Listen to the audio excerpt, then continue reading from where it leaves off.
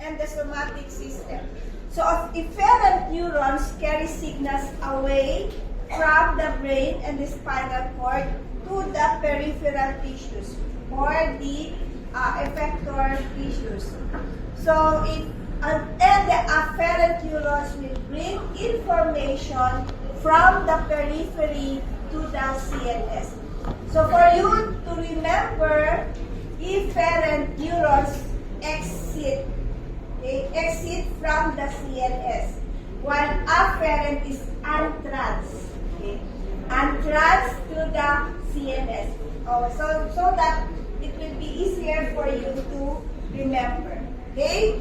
Because the afferent neurons provide sensory inputs to modulate the function of the efferent division through the reflexes.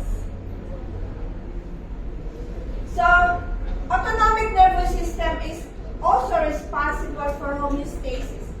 So, it innervates all other organs except the skeletal muscles. So, what innervates the skeletal muscles? Somatic, nervous system. So, autonomic nervous system regulates specific functions that occur without conscious thought. So like respiration, circulation, digestion. And of course,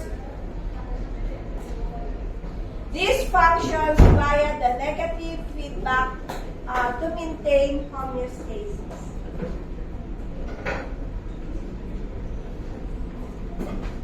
What about the peripheral nervous system? So the peripheral nervous system contains both motor and sensory system.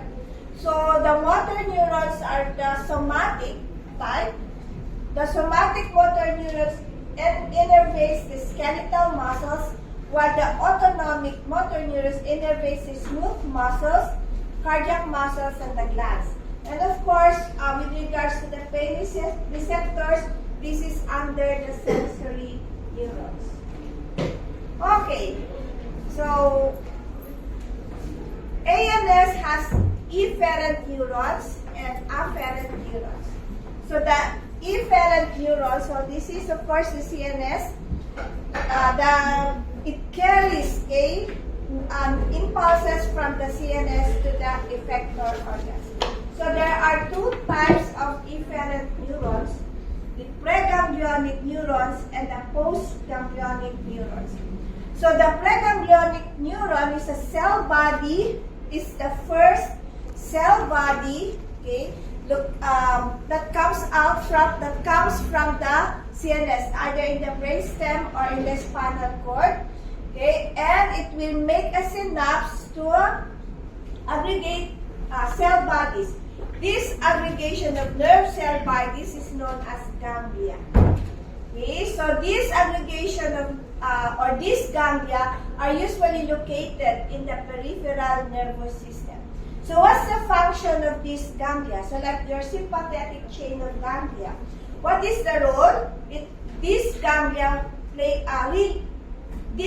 serves as a relay stations between the preganglionic neuron to postganglionic neuron. So the postganglionic neuron now is the second nerve cell body, and these are the cell body or the fibers originate from the ganglia. So the preganglionic will originate from the brainstem or spinal cord, while the postganglionic will originate from the ganglia. Okay? So these are usually non-myelinated, and this terminates on effector organs. So the effector organs can be a visceral smooth muscles, cardiac muscles, or the exocrine glands. The afferent neurons are also important because these are involved in the reflex regulation. So by sensing changes in the pressure, it will now send signals to the CNS, where in the CNS it serves as the integrating center or the integration center. It will process the information, and then it will send signals to the efferent fibers going to the effector tissues or effector organs for whatever response is necessary. So that the autonomic reflex serves as the functional unit of the ANS. So the red one is the efferent fibers, while the black one is the afferent fibers. So afferent from periphery to the CNS. In the CNS, there will be integration, and then will send signals to the efferent fibers to the effector muscles or effector organs. So again, this is another view with regards to the visceral reflex arm. So the autonomic nervous system has subdivided into two, the sympathetic and the parasympathetic nervous system. So the sympathetic, so this one is the sympathetic nervous system. Okay, so it the sympathetic nervous system originates or it emerged from the thoracic and lumbar region. So the preganglionic neurons of the sympathetic nervous system will come from the T1 to L2. That's why it's called thoracolumbar. Okay, so these will synapse to this cord-like ganglia, and we call it the sympathetic chain of ganglia. Okay. Now, if you take a look at this is the preganglionic fibers, and then the postganglionic fibers, they are longer compared to the preganglionic fibers of the sympathetic nervous system. Why? Because remember, the preganglionic will be coming or will emerge or will originate either from the brain or the spinal cord, while the postganglionic will be emerging or will be arising from the ganglia. So the sympathetic cord of ganglia is usually almost near the spinal cord. So that's the reason why the preganglionic nerve endings, this one, the preganglionic fibers are shorter compared to the postganglionic fibers. Now, if you take a look at the postganglionic fibers, they are longer and they tend to branch. Okay?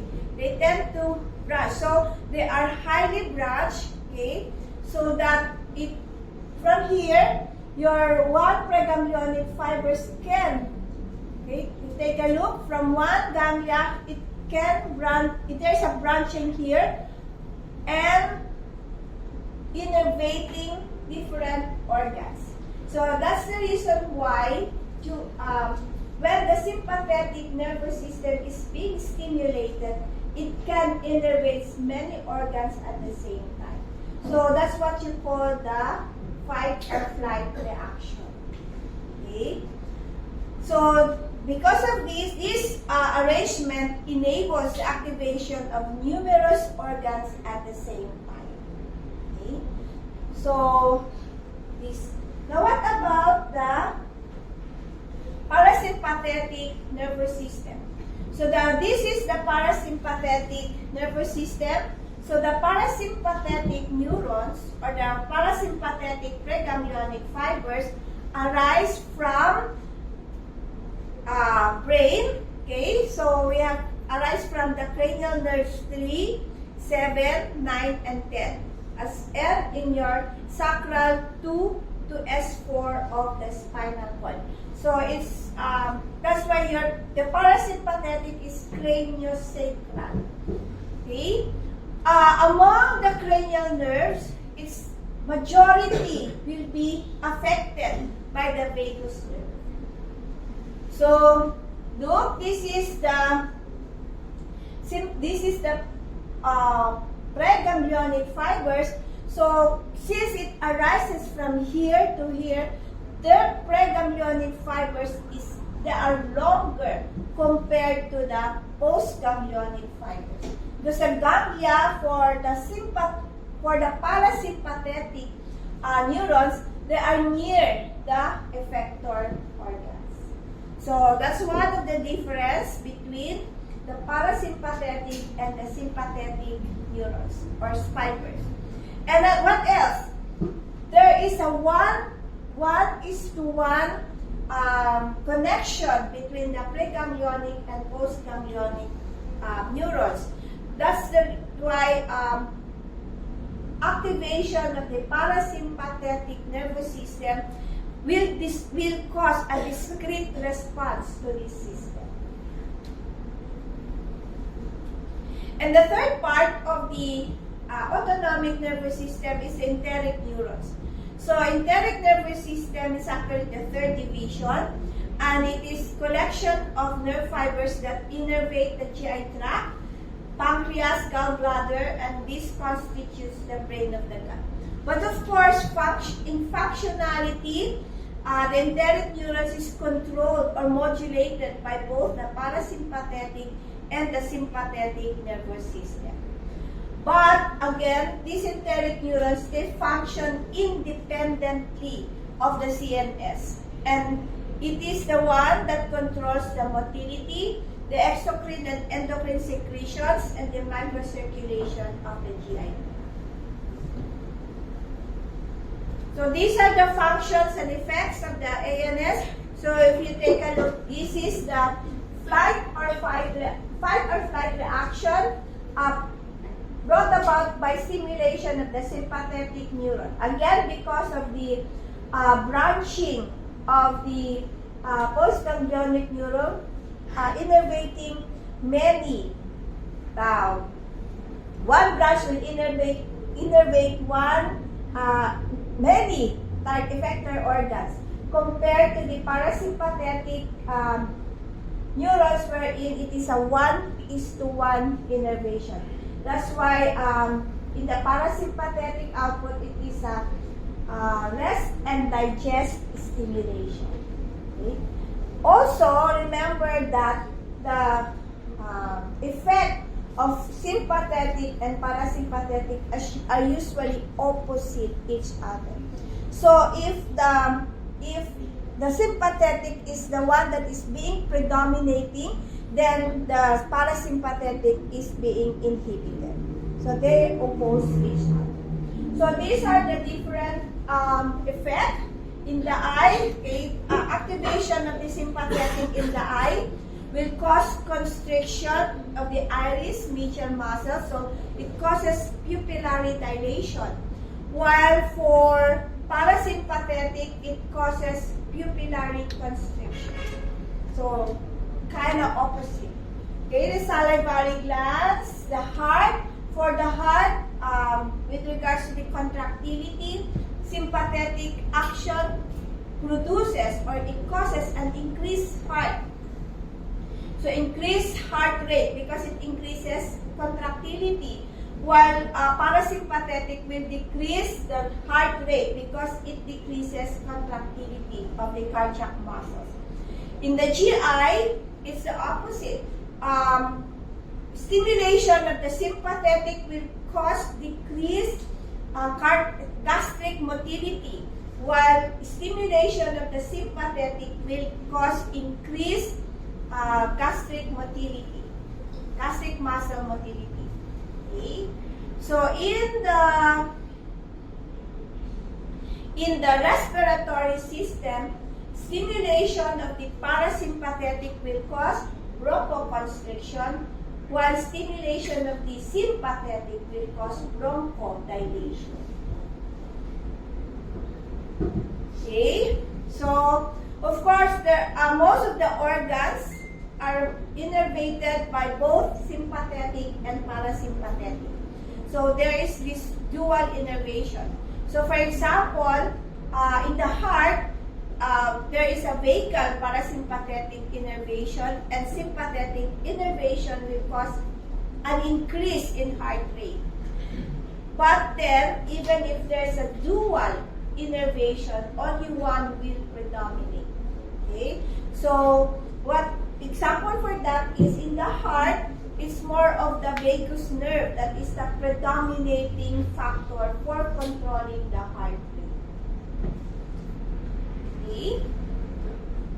So these are the differences between the sympathetic, and the parasympathetic nervous system. Of course, with regards to the site of origin, it's thoracolumbar for sympathetic, coming from the T1 to L2. And for parasympathetic, it's craniosacral, coming from the brain, the cranial nerves 3, 7, 9, and 10. And the sacral area, the S2 to S4. With regards to the length of fibers, for sympathetic, the preganglionic are shorter compared to its postganglionic, while in parasympathetic it's the opposite. The preganglionic is longer, or preganglionic fibers are longer compared to its postganglionic fibers. Location of ganglia, since the preganglionic are shorter, because the ganglia is located near the origin. Okay? While in the parasympathetic, the ganglia are located, is either within or near the effector organs. That's why the preganglionic fibers in parasympathetic nervous system are longer compared to the postganglionic fibers. Branching of the preganglionics is extensive in sympathetic and minimal in parasympathetic. And because of that, the distribution is wider compared to parasympathetic. And the type of response is diffuse because, again, of the wide distribution and branching of the sympathetic fibers as opposed to discrete in parasympathetic. Okay, now how about the signaling of the cells when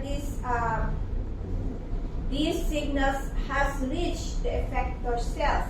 So it can be through neurotransmission, secretion of hormones, and release of local mediators. But of course, we'll not discuss the two, but just to review, hormones, these are the substances that are secreted by a specialized cells, the endocrine cells, into the bloodstream, where they travel through the body via the plasma.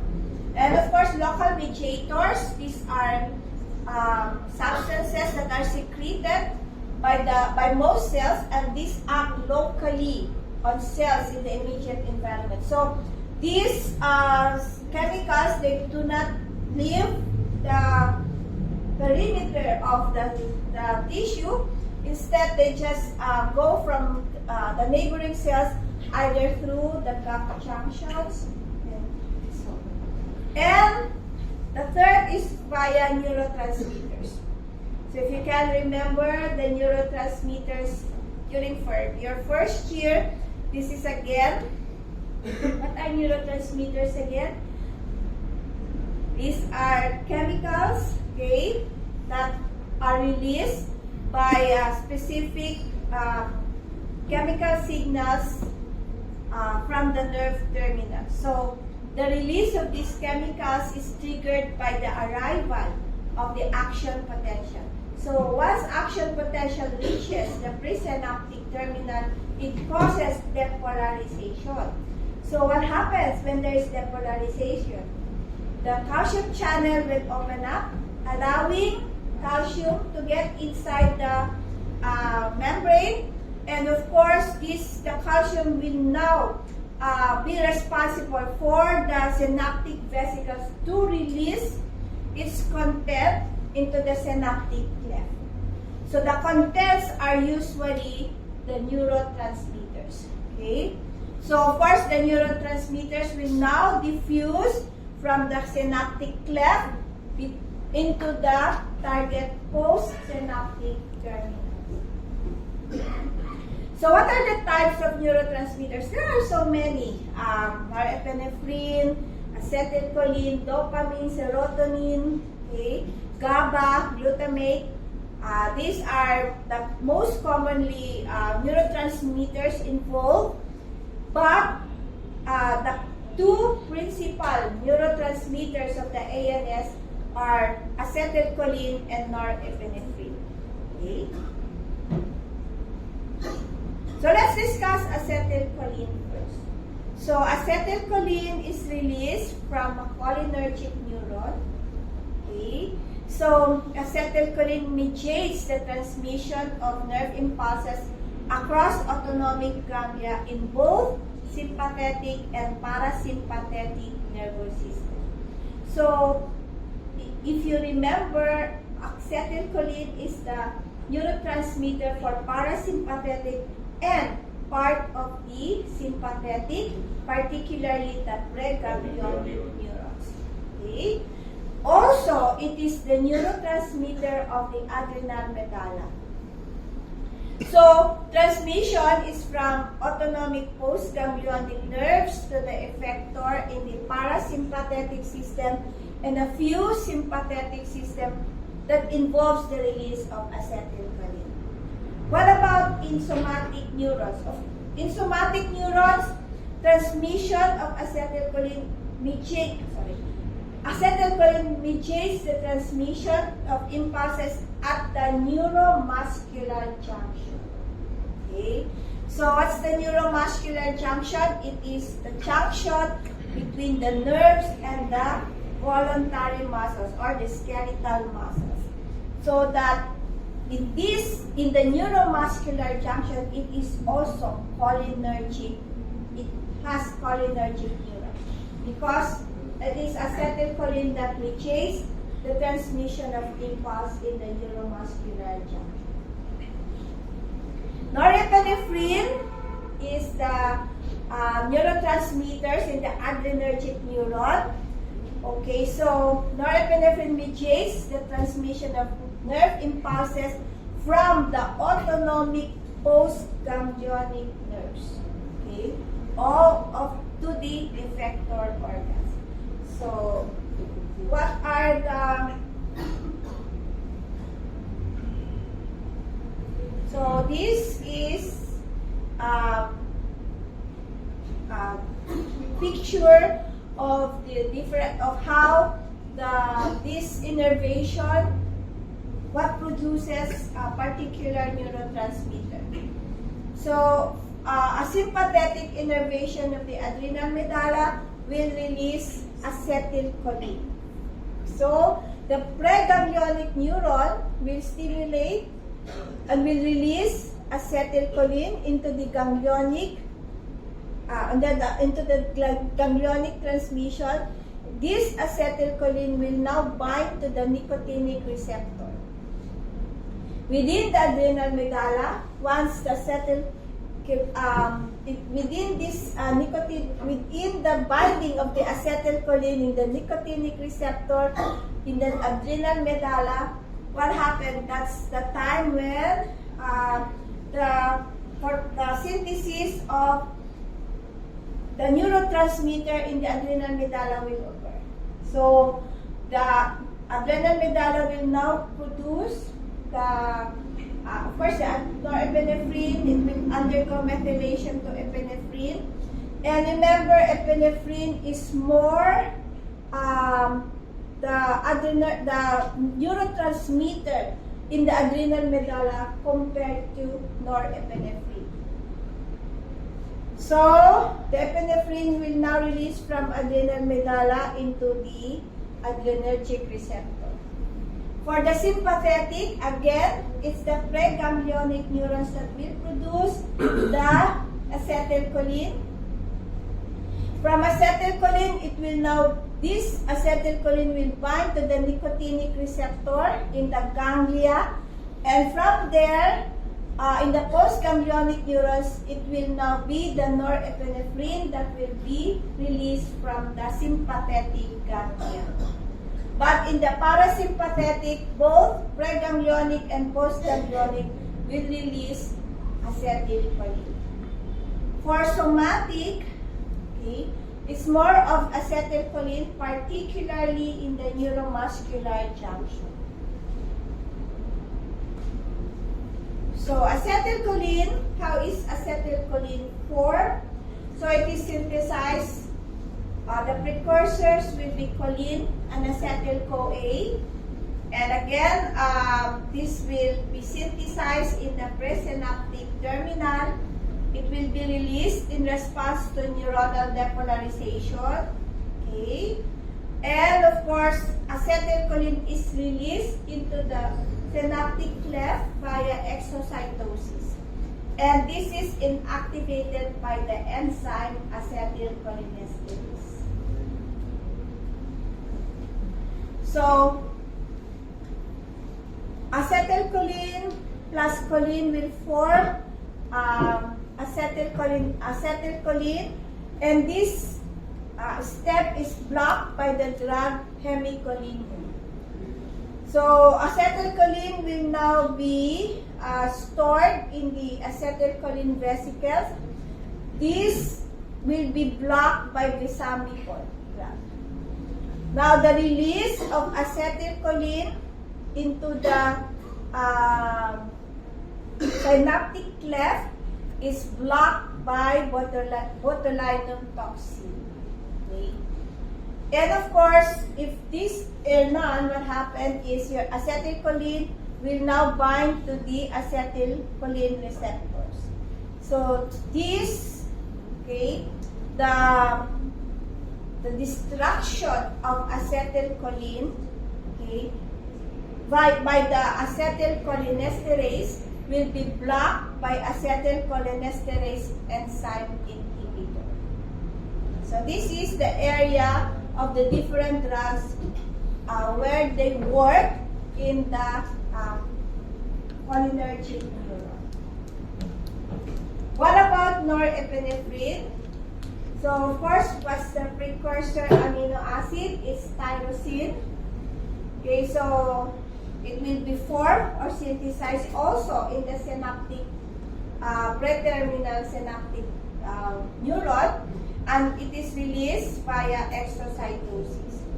The duration of activity is primarily limited by neuronal uptake, and it is degraded by monoamine oxidase and catechol of methyltransferase.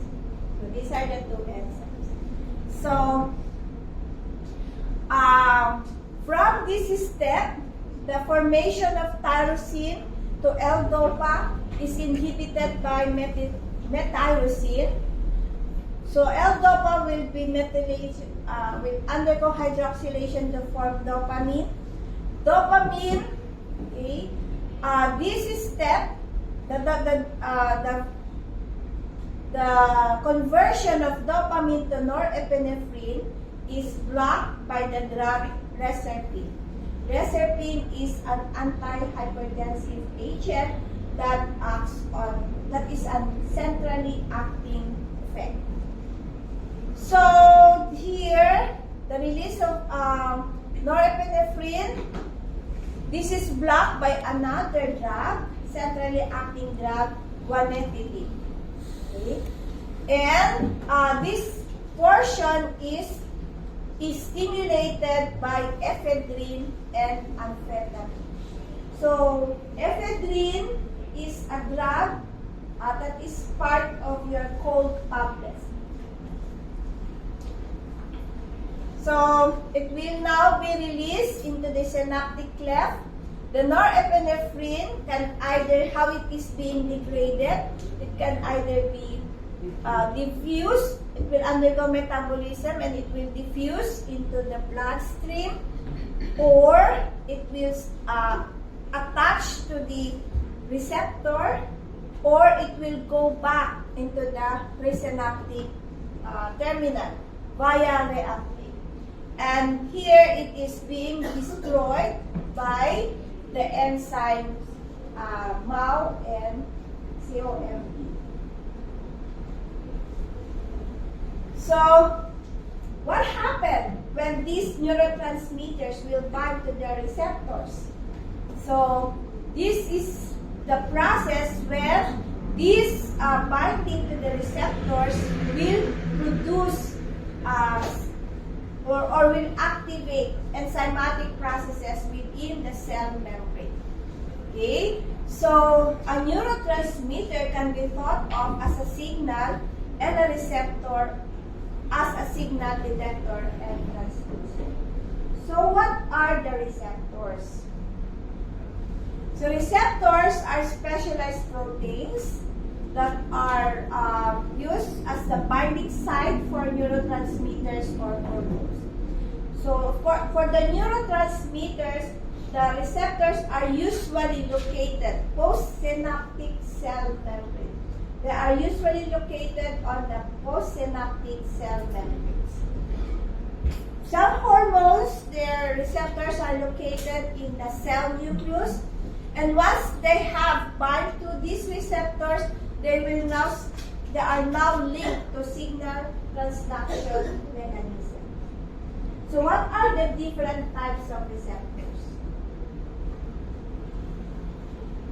Of course, the receptors, the classification of receptors are based on the neurotransmitters that binds to them.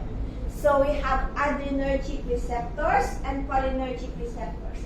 Adrenergic receptors, these are the receptors where the epinephrine and norepinephrine binds. Okay? So all adrenergic receptors are G protein coupled receptors. So they are called metabotropic receptors. So metabotropic receptors are those receptors that are usually the G protein coupled receptors. Cholinergic, okay, because these are the receptors for acetylcholine. Okay, so acetylcholine binds to cholinergic receptors. So this is further classified as nicotinic and muscarinic. Okay, so nicotinic receptors, these are the receptors located in the skeletal muscles, particularly in the neuromuscular junctions. Okay, so these are directly linked to membrane ion channels. That's why nicotinic receptors are also called ionotropic receptors, because their main function is when acetylcholine binds to the nicotinic receptors, what happens? It will cause the opening of the sodium channel, allowing sodium to get inside the membrane, and of course, that depolarization will occur, action potential will happen, and depolarization will occur. So they are more affected by ions. That's why it's called ionotropic and nicotinic. Okay? Muscarinic and metabotropic.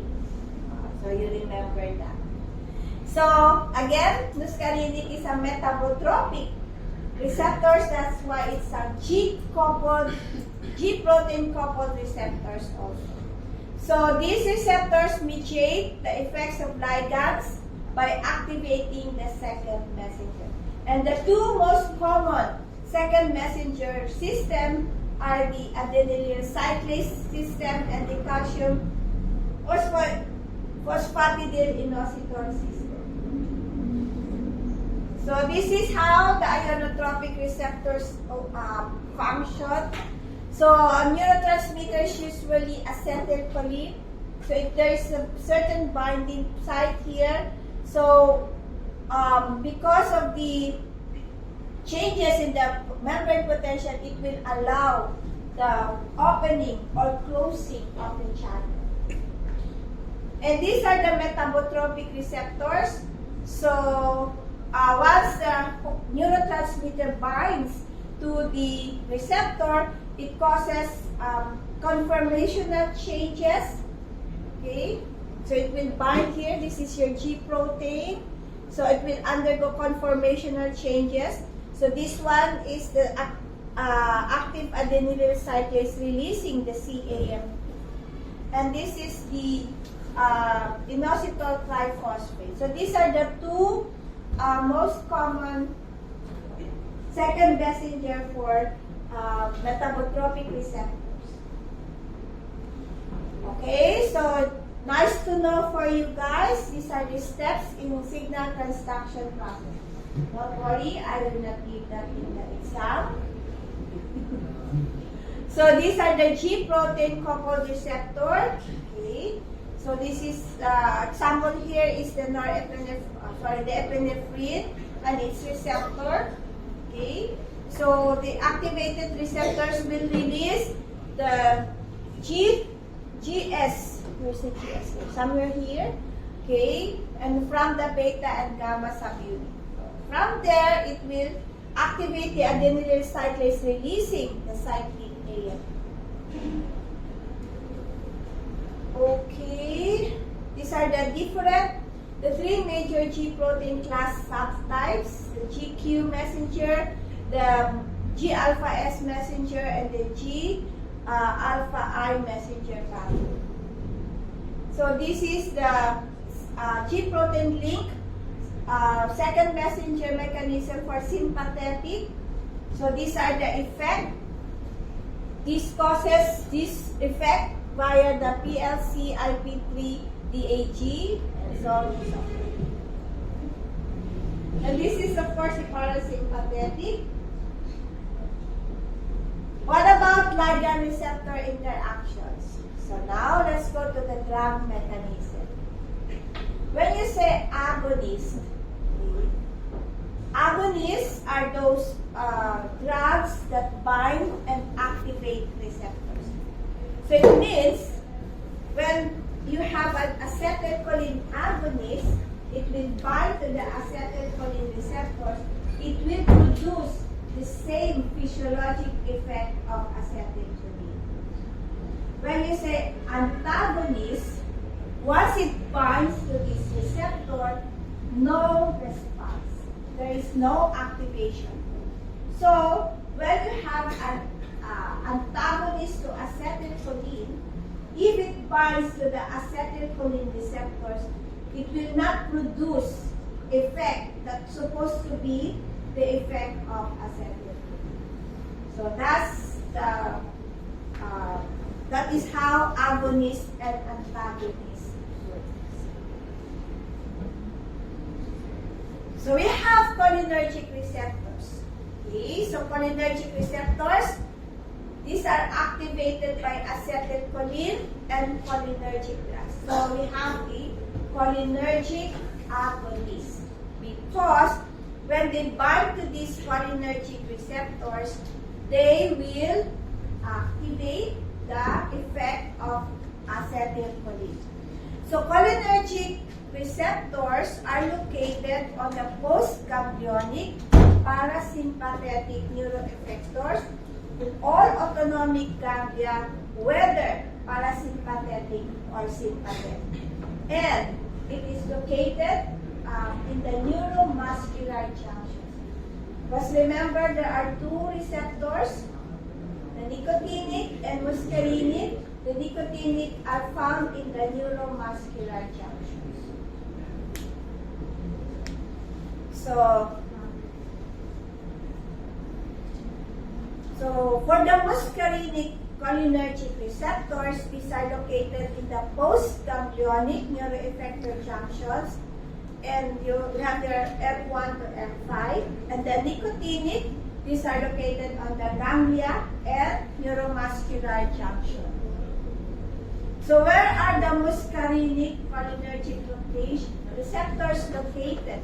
In the myocardium and the iris. So these are just an example, myocardium and iris sphincter muscles. So an agonist in the myocardium will decrease heart rate. Why? Because that's the effect of acetylcholine in the heart. Okay? And of course, it decreases contractility and AV conduction velocity.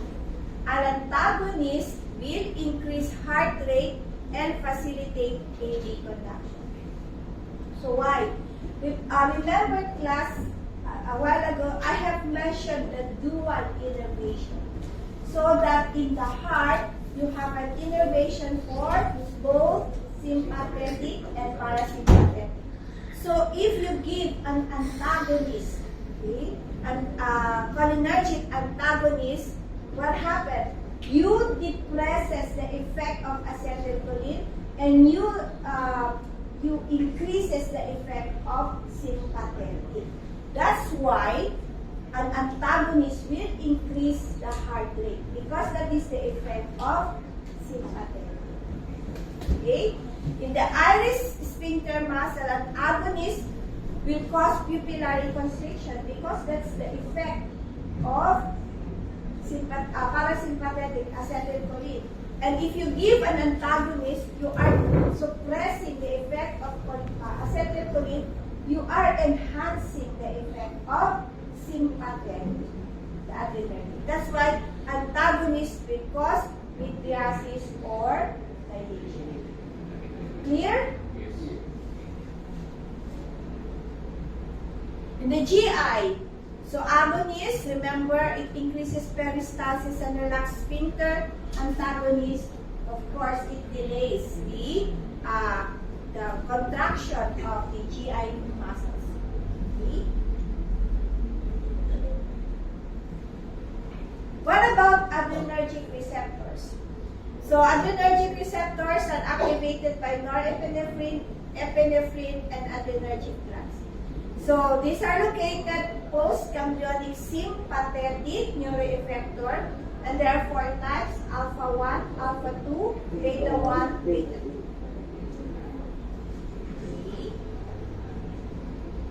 Alpha 1 adrenergic. Now again, in the sympathetic, in a particular effector, you have, okay? So in the vascular smooth muscle, it is more of the alpha 1, it's more of the alpha receptors compared to beta receptors. So even if there is a dual innervation for the adrenergic fibers, one will predominate. Okay? So alpha 1 adrenergic are found in the vascular smooth muscle, so it causes muscle contraction. In the arterioles and veins, it increases arterial resistance and decreases venous capacitance. So an agonist will support or increase systemic blood pressure because that's the effect, increasing the arterial resistance. So if you give an antagonist to alpha 1, you will decrease the blood pressure because you don't have, there's no effect of the alpha 1. You are blocking the effect of alpha 1. For alpha 2, these are, it modulates the norepinephrine release. So alpha 2, there are more of the analgesia. So the alpha 2 agonists are usually used for anesthesia. Okay, so they are more on the spinal area for the alpha 2. Beta 1 in the myocardium. So its effect is to increase heart rate, contractility, and impulse. So in the myocardium, we have more beta 1 compared to beta 2. Okay, so if you block the beta 1, of course, you are blocking the effect of adrenergic, so you are enhancing the effect of cholinergic. So the beta 1, actually the beta blockers that we give, they are more, especially the beta 1 selective beta blockers, they are used for arrhythmia, for palpitation. Okay? Beta 2, they're found in the vascular smooth muscle, in skeletal muscles, and they are more prominent in bronchial smooth muscles compared to beta 1. But of course, there is also beta 1 in bronchial smooth muscles, but it is more, the effect of beta 2 predominates compared to beta 1. So if you give an agonist, this will evoke bronchodilation and decrease airway resistance. That's why in asthma patients, we give salbutamol is a beta 2 agonist. It's a beta 2 agonist. Okay? In salbutamol. So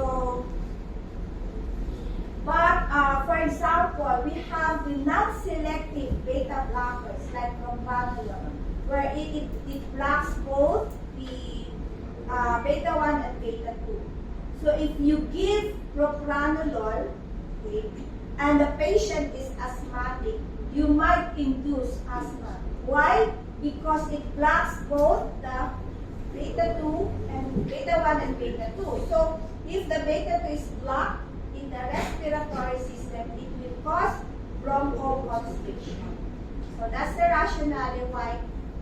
Very common question is why not give propranolol or a beta blocker in asthmatic patients? Because of this. So these are the effects of ANS on the organ system. Of course, for alpha 1, alpha 2, alpha 1 causes constriction of the smooth muscles. Okay, so they are distributed in the blood vessels and in the piloerectors in the skin, in the sphincters, uterus, and eye. The alpha 2 is more of the sympathetic ganglia. That's why it is being used for anesthesia, as anesthetic drugs. Okay? Beta 1 is more of majority. The effect is the greater beta 1 effect in the heart compared to beta 2. And beta 2 is more on the relaxation of smooth muscles. So here in the lungs, blood vessels, and so on. What about the parasympathetic? So nicotinic, always remember, it's in the neuromuscular junction. Okay? So it's a nerve to muscle communication. So these are the drugs that were being used for myasthenia gravis. Muscarinic to oppose most sympathetic actions at the level of the organ. So these are the effects. Okay? Technically, it's like the opposite. So if it's bronchodilation in adrenergic, then it's bronchoconstriction in cholinergic. Okay, so these are the signaling mechanism and the pharmacologic agonist for alpha 1, alpha 2. This is we give the clonidine and methyl dopa. Beta 1, dobutamine is actually a drug that is being used for if the blood pressure is decreasing, we give that. For beta 2, of course, in the we give that in asthma and COPD. So, of course, antagonist for beta 2 will be propranolol, which is a non-selective. So, of course, the cholinergic, you have the acetylcholine in the N1 or FM. NM means neuromuscular. So, pharmacologic agonist is nicotine. And it's the antagonist is tubocurarine. For in the ganglia, this is also an ionotropic receptor, so nicotine, and the metabotropic. These are the different pharmacologic agonists: methylcol, methacholine, and pilocarpine. Pilocarpine is being given if you want to dilate in glaucoma, and antagonist of atropine, benztropine, and ipratropine. So most of the time, it's when you discuss organophosphate poisoning, actually you are discussing the effect of the nicotinic or the cholinergic receptors. Question? So I hope you have more understanding in your